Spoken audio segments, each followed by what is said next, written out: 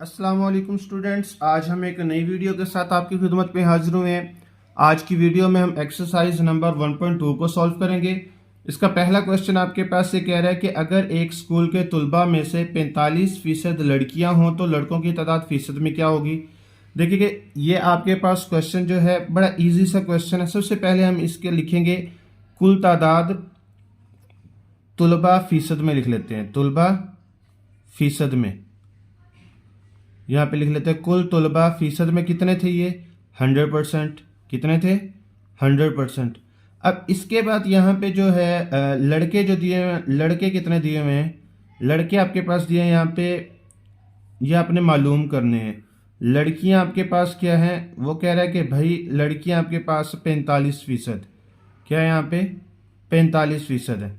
तो अब आपने जो है लड़के मालूम करने, तो देखो लड़के मालूम करने का तरीका जो है, लड़के इज इक्वल टू क्या आएगा यहाँ पे कुल तलबा माइनस क्या आएगा यहाँ पे लड़कियां। अच्छा, लड़के तो आपने मालूम करने हैं यहाँ पे लड़के। अच्छा, कुल तलबा कितने थे 100% माइनस लड़कियां कितनी थी 45%। अब 100 से 45 को माइनस करोगे तो क्या आएगा आपके पास 55%।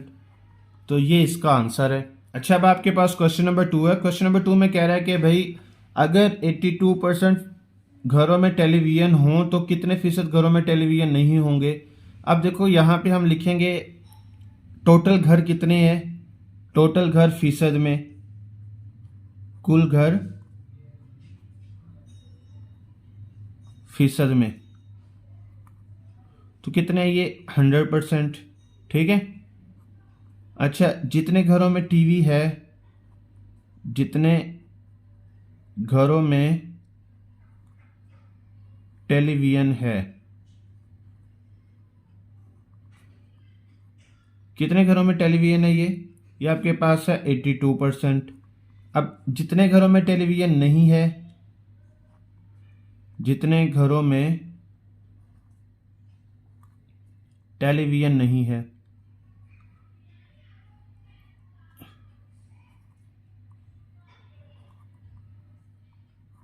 तो ये आपने मालूम करना है। तो अब यहाँ पे कैसे निकालेंगे हम, जितने घरों में टेलीविज़न है, जितने घरों में टेलीविज़न नहीं है, तो कैसे निकालेंगे इसको, कुल घर माइनस क्या आएगा ये जितने घरों में है, जितने घरों में है। तो अब देखो कुल घर कितने थे 100%, जितने घरों में था वो था आपके पास 82%। अब 100 से 82 को माइनस करो तो क्या आंसर आता है 18%। तो 18% घर ऐसे हैं जिनमें टेलीविज़न नहीं है, तो यही आपका आंसर है। अब आपके पास क्वेश्चन नंबर 3 है। ये कह रहा है कि एक हॉकी टीम ने खेले गए मैचों में से 62% जीते जबकि 26% बराबर रहे। हॉकी टीम ने कुल कितने फीसद मैच हारे। तो यहाँ पे देखो कि कुल मैच जो है वो आपके पास क्या होगा, कुल मैच फीसद में, कुल मैच फीसद में, तो क्या आएगा यहाँ पे, इसका आएगा ये 100%। अब जीते कितने थे इसने, जीते तो ये आपके पास थे 62%। हारे कितने थे, ये आपने जो है ये मालूम करना है। बराबर कितने हुए थे, बराबर तो वो थे आपके पास 26%। तो अब हारे मैच कैसे निकालेंगे, हारे इज इक्वल टू 100 से आपने जीते हुए मैच भी माइनस कर देने और जो बराबर हुए थे वो भी माइनस कर देने। तो पीछे आपके पास बचेंगे ये 12%। ठीक है, 12% मैच जो है वो टीम ने हारे हैं, तो यही इसका आंसर है। अच्छा, अब आपके पास क्वेश्चन नंबर 4 है। क्वेश्चन नंबर 4 में कह रहा है कि एक हवाई जहाज़ में 400 मुसाफिर सवार थे, जिनमें से 52% मुसाफिर जो पाकिस्तानी, 17% चाइनीज़, 12% ईरानी और बकिया बरतानिया से थे। हर मुल्क से कितने मुसाफिर जहाज़ में सवार थे और बरतानिया के मुसाफिर कितने परसेंट थे। पहले हम बरतानिया के मुसाफिर मालूम कर लेते कि कितने फीसद थे। अब देखिए कुल मुसाफिर फीसद में कैसे निकालेंगे हम, ये थे 100%। ठीक है, कितने थे 100%। अब पाकिस्तानी कितने थे आपके पास, यहाँ पे पाकिस्तानी पाकिस्तानी थे आपके पास 52%, ठीक है। अब चाइनीज़ कितने थे आपके पास यहाँ पे, चाइनीज़ आपके पास थे यहाँ पे 17%, ठीक है। अब ईरानी कितने थे, ईरानी थे आपके पास यहाँ पे 12%। अब बरतानवी कितने होंगे, बरतानिया से, बरतानिया के जो लोग हैं वो कितने थे यहाँ पे, ये आपने मालूम करना है। तो कैसे निकालेंगे ये, तो ये आपके पास बरतानिया के जो लोग हैं, ये 100 माइनस क्या होगा 52, माइनस क्या आएगा आपके पास यहाँ पे 17, माइनस क्या आएगा 12। इसके अंदर से जब हम माइनस करेंगे तो हमारे पास रह जाएगा यहाँ पे 19%। क्या रह जाएगा यहाँ पे 19%। तो अब देखो कि कुल मुसाफिर जो थे आपके पास कितने थे जहाज़ में, कुल मुसाफिर जहाज़ में कितने थे, ये थे आपके पास 400, कितने थे 400। अब पाकिस्तानी आपके पास कितने होंगे यहाँ पे, पाकिस्तानी मुसाफिर, पाकिस्तानी मुसाफिर होंगे आपके पास यहाँ पे देखो ना, ये आपके पास है ना 52, ये 52 कितने में से है 100% में से है, मल्टीप्लाई पे आपके पास क्या आएगा 400। अब ये 400 को 100 से कट करेंगे तो यहाँ पे 4 आएगा, अब 4 को ये मल्टीप्लाई करेंगे तो आएगा 208, ठीक है। अब इसके बाद आपके पास यहाँ पे चाइनीज़ थे, चाइनीज़ को कैसे निकालेंगे हम, चाइनीज़ ये थे आपके पास 17 डिवाइडेड बाई 100 मल्टीप्लाई बाय क्या है यहाँ पे 400, ये से कट होगा तो 4 आएगा। अब इसकी जब कटिंग करेंगे तो ये बनेगा आपके पास 68।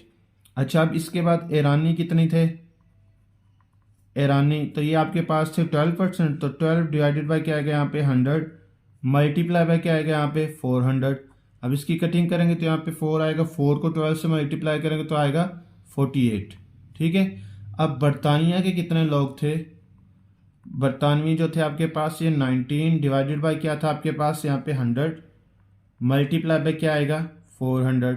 अब इसकी कटिंग करेंगे तो ये 4 आएगा, 4 को 19 से मल्टीप्लाई करेंगे तो ये आएगा 76, ठीक है। तो ये आपके पास आंसर आ गया। अच्छा, अब आपके पास क्वेश्चन नंबर 5 है। क्वेश्चन नंबर 5 में कह रहा है कि आमना ने रियाजी के इम्तिहान में 50 में से 46 नंबर हासिल किए, जबकि केमिस्ट्री में 75 से 64 और फिजिक्स में 80 से 72 नंबर हासिल किए। उसने किस मजमून में बेहतरीन कारकर्दगी दिखाई, ये आपने मालूम करनी है, ठीक है। तो यहाँ पे आप देखो कि रियाजी में हासिल करता नंबर, रियाजी में हासिल करता नंबर, तो ये कितने उसने हासिल किए हैं 46 नंबर लिए हैं 50 में से, ठीक है। तो अब नंबर जो है वो फीसद में कैसे निकालेंगे, नंबर फीसद में, तो इसको हम क्या करेंगे 100 से मल्टीप्लाई कर देंगे, 46 डिवाइडेड बाय 50 मल्टीप्लाई पे क्या आएगा यहाँ पे 100, परसेंटेज का साइन आएगा। अब जब इसको सॉल्व करेंगे 50 1 जार 50, 50 2 जार होगा, 2 को जब हम मल्टीप्लाई करेंगे इसके साथ तो ये आएगा 92%, क्या आएगा 92%। ये फिजिक्स मैथ में हासिल किया उसने नंबर। अब केमिस्ट्री में हासिल करता नंबर, केमिस्ट्री में हासिल करता नंबर, तो वो कितने नंबर हासिल किए उसने, ये इसने लिए 64 नंबर 75 में से, ठीक है। तो अब नंबर क्या आएगा, नंबर फीसद में, तो अब क्या करेंगे हम यहाँ पे 64 डिवाइडेड बाय क्या आएगा 75 मल्टीप्लाई बाय क्या आएगा 100, परसेंटेज का साइन। अब यहाँ पे हम क्या करेंगे 64 को मल्टीप्लाई कर देंगे 100 से, तो क्या आएगा ये 6400 डिवाइडेड बाय क्या करेंगे 75। अब इसको हम क्या करेंगे डिवाइड करेंगे तो हमारे पास आंसर क्या आ जाएगा, ये 80, ये आपके पास आ जाएगा यहाँ पे 85.3%, ये इसका आंसर आ जाएगा, ठीक है। अब इसके बाद जो है फिजिक्स में उसने नंबर कितने लिए थे, फिजिक्स में हासिल करदा नंबर, अच्छा फिजिक्स में अब जो उसने नंबर लिए थे वो लिए थे 72 डिवाइडेड बाय 100। अब नंबर क्या आएगा यहाँ पे फीसद में, तो कैसे निकालेंगे हम यहाँ पे 72 डिवाइडेड बाय 80 मल्टीप्लाई बाय क्या आएगा 100।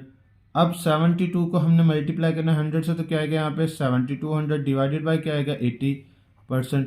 जब हम इसे डिवाइड करेंगे तो ये बनेगा 90%, ठीक है 90% है। तो अब यहाँ पे आमना ने, आपने देखना कि आमना ने किस सब्जेक्ट में जो है ना बेहतर कारकर्दगी दिखाई है। यहाँ पे आमना ने रियाजी में बेहतरीन कारकर्दगी दिखाई। ठीक है,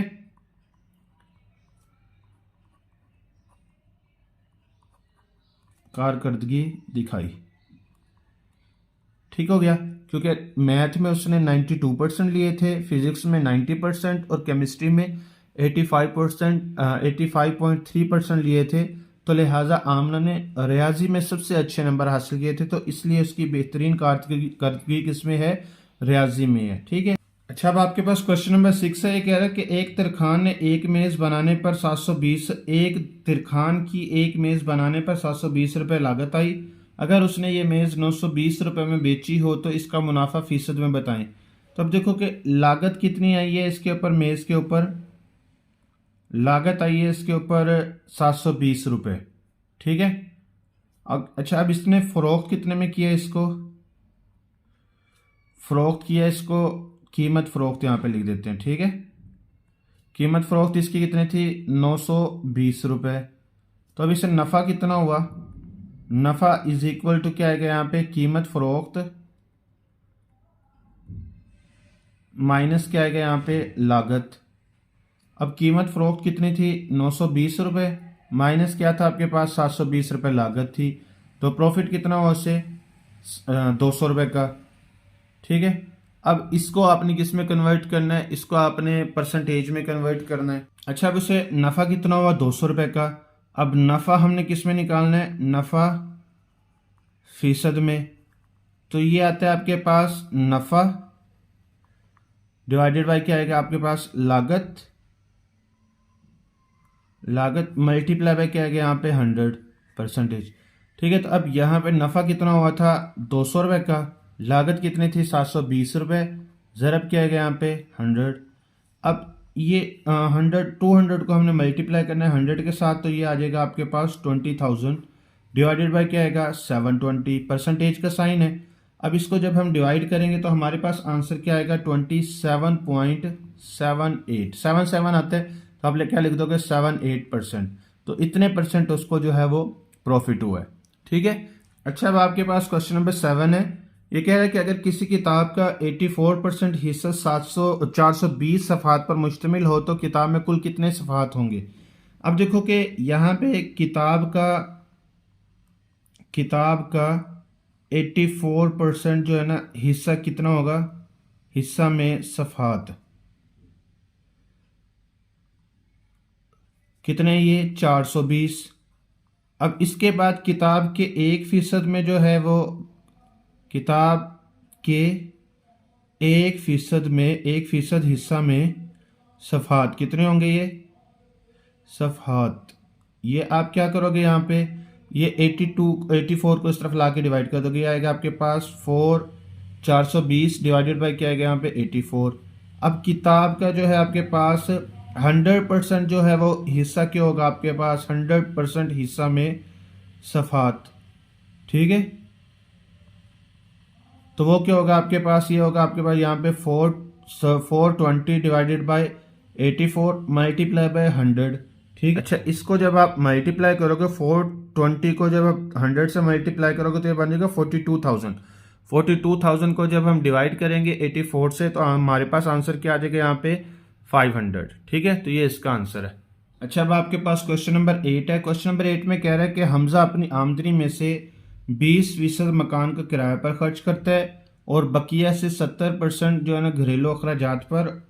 अगर उसे 1800 रुपये बचत हो तो इसकी कुल आमदनी क्या होगी? तो ज़रा यहाँ पे क्वेश्चन को ज़रा तवज्जो से समझना है। क्वेश्चन थोड़ा सा उसने जो है ना घुमा फिरा के दिया हुआ, लेकिन आपने तवज्जो से करना तो इजीली आपके क्वेश्चन हो जाएगा। देखिए कि मकान का किराया जो है आमदनी में से मकान का किराया कितने परसेंट था? तो ये था आपके पास 20%। ठीक हो गया। अच्छा, अब आपके पास बकाया आमदनी कितनी रह जाएगी?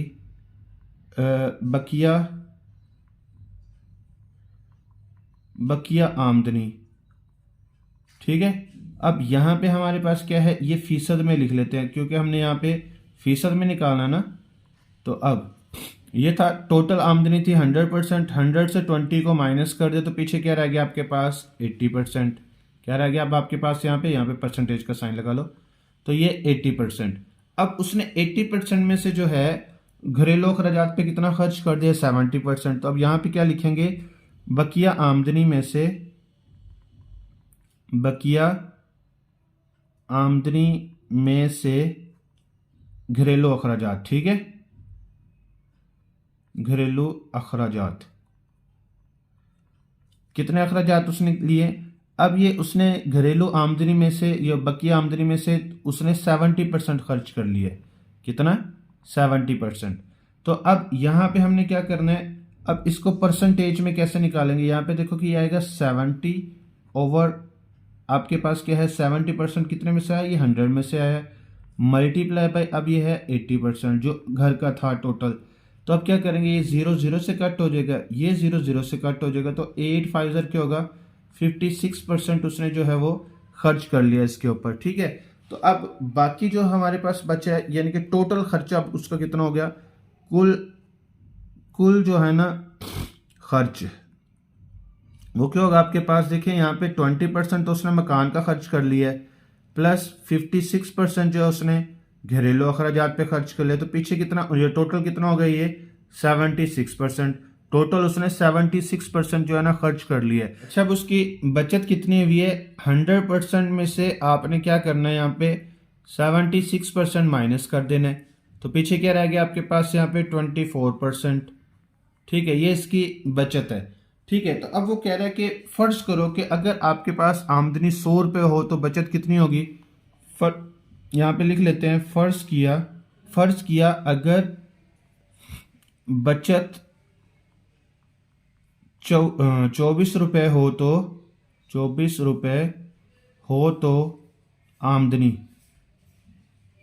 ठीक है, तो क्या आएगा यहाँ पे 100 रुपये आएगा, ठीक है। अब ये अगर बचत क्या हो 1 रुपया हो,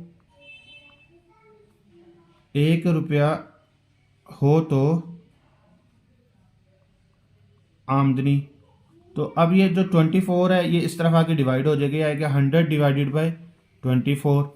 अब अगर बचत आपके पास क्या, उसने बचत 1800 रुपये दी हुई है ना, तो अब यहाँ पे कह रहा है कि अगर बचत आपके पास क्या हो 1800 रुपये हो तो आमदनी, तो कैसे निकालेंगे हम यहाँ पे, यह आएगा 100 डिवाइडेड बाय 24 मल्टीप्लाई बाय क्या आएगा यहाँ पे 1800। अब जब हम क्या करेंगे 1800 को 100 से ज़रब देंगे तो ये आएगा आपके पास 1,80,000 डिवाइडेड बाय क्या आएगा 24। 1,80,000 को अगर हम 24 से डिवाइड करेंगे तो हमारे पास आंसर जो आएगा वो क्या आ जाएगा यहाँ पे 7500 रुपये, ठीक है, ये इसका आंसर आता है। अब आपके पास लास्ट क्वेश्चन है, ये कह रहा है कि राहील की आमदनी रऊफ की आमदनी से 25% ज़्यादा है, रऊफ की आमदनी राहील की आमदनी से कितने फीसद कम है, ठीक है। तो ये आपने मालूम करना है। तो फ़र्ज़ किया आपके पास यहाँ पे क्या है, फ़र्ज़ किया यह आएगा आपके पास रऊफ की आमदनी, ठीक है, रऊफ की आमदनी।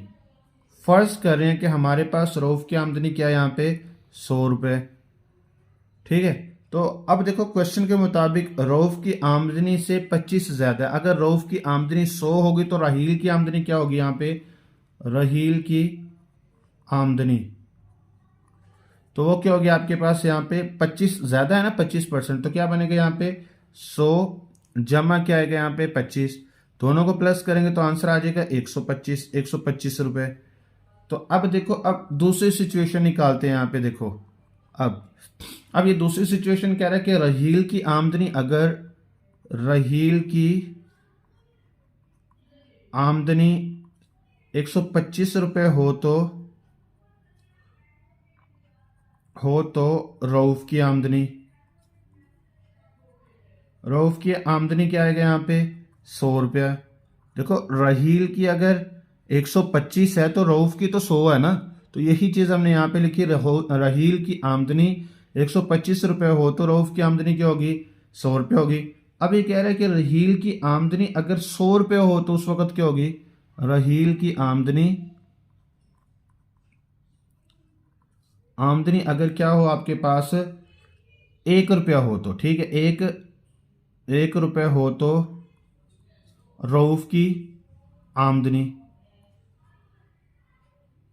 अब ये आपने क्या करना है, ये जो 125 था इस तरफ लाके डिवाइड हो जाएगा ना, ये हो गया 100 डिवाइडेड बाय 125। अब यहाँ पे रहील की आमदनी हमने क्या करनी है, रहील की आमदनी अगर आपके पास यहाँ पे 100 रुपये हो तो रऊफ की आमदनी क्या होगी, हो तो रऊफ की आमदनी, ठीक है। तो क्या होगा आपके पास, ये होगा यहाँ पे, ये तो ऐसे ही रहेगा, मल्टीप्लाई बाय क्या हो जाएगा 100।